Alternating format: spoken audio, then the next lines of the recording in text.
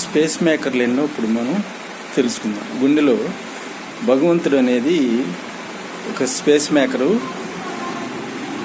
జట్రికల్లో అంటే పై గదుల్లో అమర్చాడు.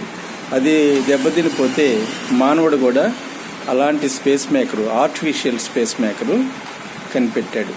అది దెబ్బతినిపోతే మానవుడు తయారు చేసిన స్పేస్ మేకర్ అనేది ఛాతీలో మరి అమర్చి, చర్మం పైన అమర్చి, చర్మంలో అమర్చి దాని నుంచి రెండు కనెక్షన్స్ ఇచ్చి గుండెలోకి 2 వైర్లు కనెక్షన్ ఇస్తారు. అది భగవంతుడు అమర్చిన స్పేస్ మేకర్ లాగానే మానవుడు అమర్చిన స్పేస్ మేకర్ కూడా పనిచేస్తుంది అన్నమాట.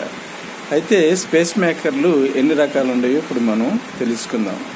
స్పేస్ మేకర్లు అనేవి 5 రకాలు ఉన్నాయి. ఒకటి single space maker, 2 dual space maker. Single space maker అంటే ఒక గదికే పనిచేస్తుంది. డ్యూయల్ స్పేస్ మేకర్ అంటే 2 గదులకి పనిచేస్తుంది.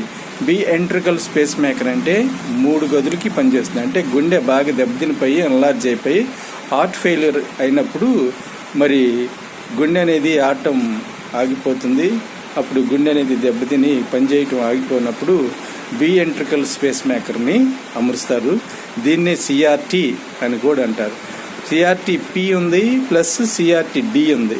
అంటే సిఆర్టీ డి ఏంటంటే గుండె దెబ్బతిని ఆగిపోయినప్పుడు అదే కరెంట్ షాక్ లాగా ఇచ్చి మరి గుండె ఆడేటట్లుగా చేస్తుంది. దీన్ని సిఆర్టీ డి అంటారు.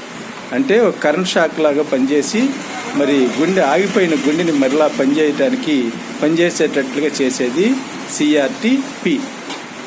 సిఆర్టీ డి, సిఆర్టీ పి ఇంకొక స్పేస్ మేకరు.